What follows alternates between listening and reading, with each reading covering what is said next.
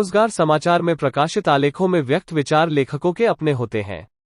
यह आवश्यक नहीं है कि ये विचार सरकार अथवा उस संगठन के हों जिससे वे संबंधित हैं।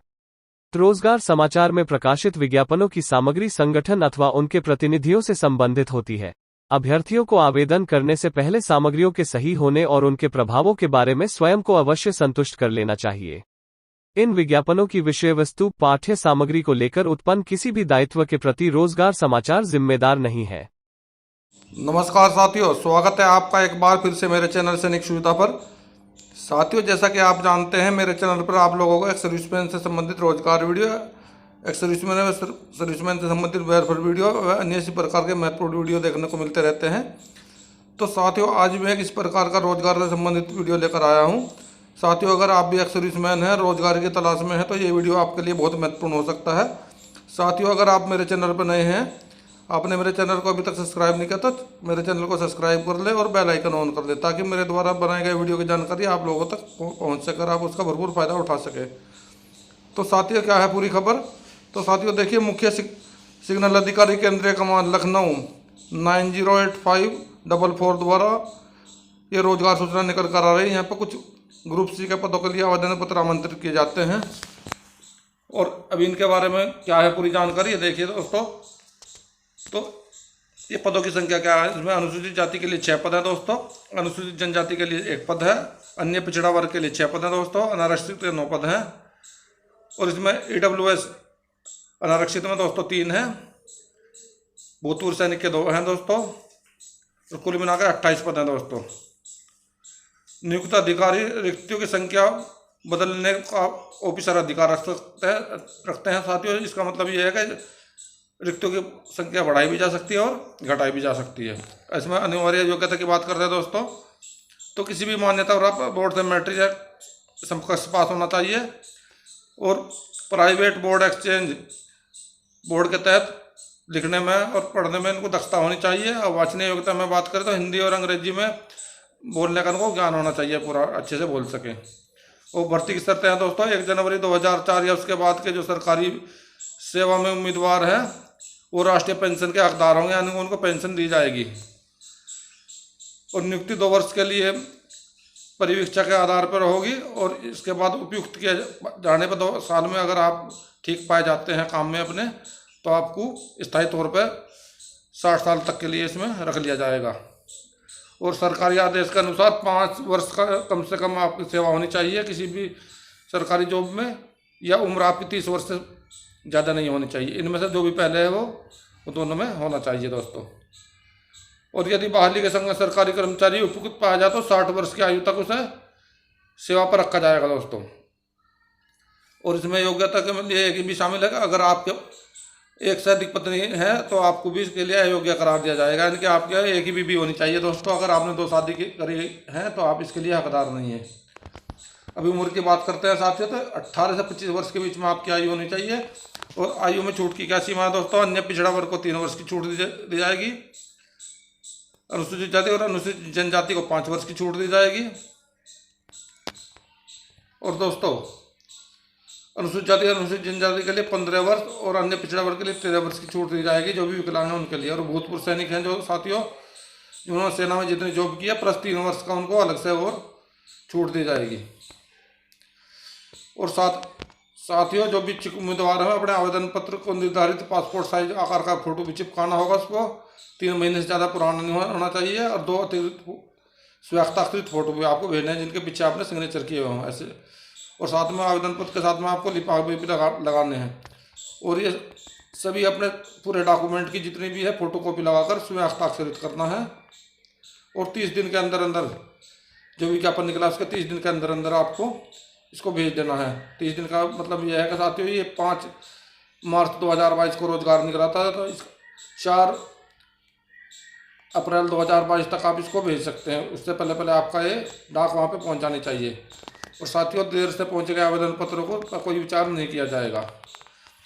और साथियों, लिखित परीक्षा की बात करते हैं दोस्तों, इसमें लिखित परीक्षा ली जाएगी आपकी। इसमें 4 प्रकार के क्वेश्चन आपसे पूछे जाएंगे। सामान्य बुद्धि और तक संगता का होगा प्रश्न पत्र 1, प्रश्न पत्र 2 में आपकी सामान्य जानकारी पूछी जाएगी। और प्रश्न पत्री में आपका सामान्य अंग्रेजी का होगा।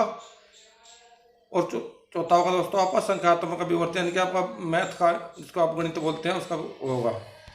ये चार आपका क्वेश्चन होगा। इसके बाद आपकी कौशल परीक्षा होगी, जिसको आपका एक प्रैक्टिकल टाइप होगी। आपको एक्सचेंज का चलवाने का के बारे में इसका आपको चलवा कर देखा जाएगा। साथ ही और डाक में विलम्ब होने पर डाक असफलता के कारण इनकी कोई जिम्मेवारी नहीं होगी। और लिफाफे के ऊपर आपको साफ अक्षरों में लिखना पड़ेगा CABPO ग्रेड 2 पद के लिए आवेदन पत्र। आरक्षित वर्ग के लिफाफे या बाएं कोने पर आपको अपने वर्ण का उल्लेख भी करना होगा दोस्तों। और पद के लिए आवेदन पत्र करने वाले उम्मीदवार निम्नलिखित समर्थक प्रलेख संकलन आपको करने होंगे। इसमें जैसे कि आपका जाति प्रमाण पत्र है, स्वहस्ताक्षरित होगा, वो भी 10वीं और 10वीं के आपके डॉक्यूमेंट होंगे, 12वीं के प्रमाण पत्र सब होंगे। शैक्षिक योग्यता के जितने भी आपके डॉक्यूमेंट है आपको पूरे उसमें साथ में आपको लगाने होंगे। आपका अनुभव प्रमाण पत्र लगाना होगा, आपका निवास प्रमाण पत्र लगाना होगा। अगर आप भूतपूर्व सैनिक के साथी हो तो आपको अपनी डिस्चार्ज बुक लगानी होगी। और आवेदन पत्र के साथ अपना पता लिखे 2 लिफाफे भी लगाने होंगे, जिस पर 10 रुपये का टिकट आपके लगे होंगे।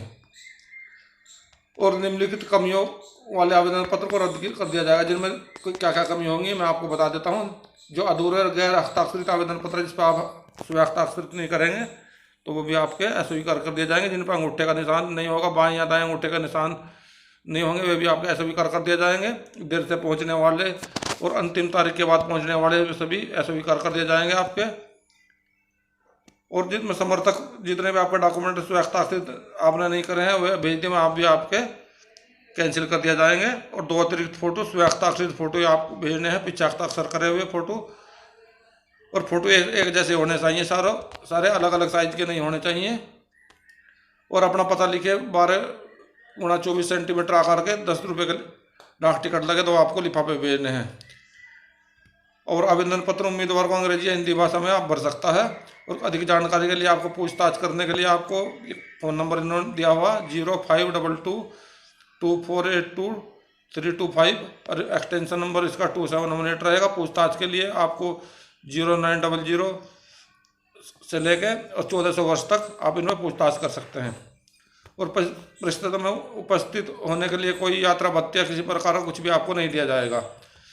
उम्मीदवार लखनऊ में 4 से 5 दिन के लिए अपनी निजी व्यवस्था पर आपको आना होगा। आप इनकी कोई व्यवस्था नहीं होगी। अगर आप जा रहे हैं तो खुद की व्यवस्था आपके रहने खाने की सब आपकी होनी चाहिए। साथ ही उसमें आवेदन पत्र का प्रारूप दिया है, इसमें प्रारूप दिया गया है दोस्तों। इसको आप A4 साइज पे अच्छी तरह से टाइप करा के आप इस प्रकार का प्रारूप भर के इसको भेज सकते हैं। साथ ही जैसे इसमें उम्मीदवार का नाम है, पहले आपका राइट कॉर्नर पे इसका आपका फ़ोटो लगाना है।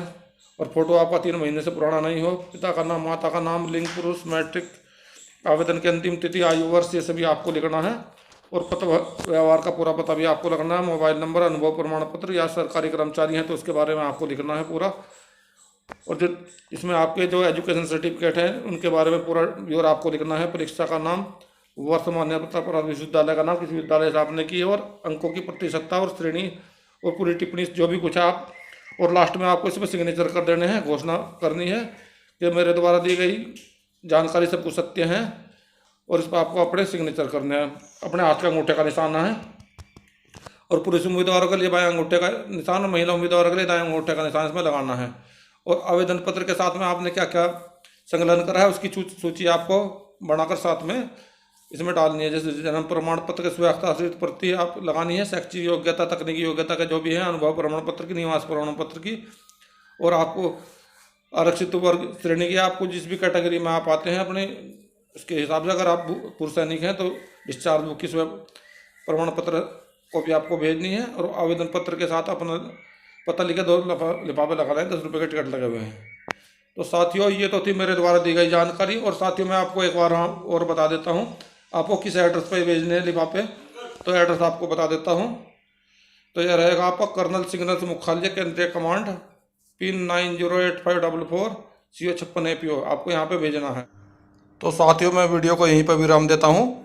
अगर मेरा वीडियो अच्छा लगा है तो वीडियो को लाइक करें, चैनल को सब्सक्राइब करें, साथियों में शेयर करें। वीडियो देखने के लिए धन्यवाद दोस्तों।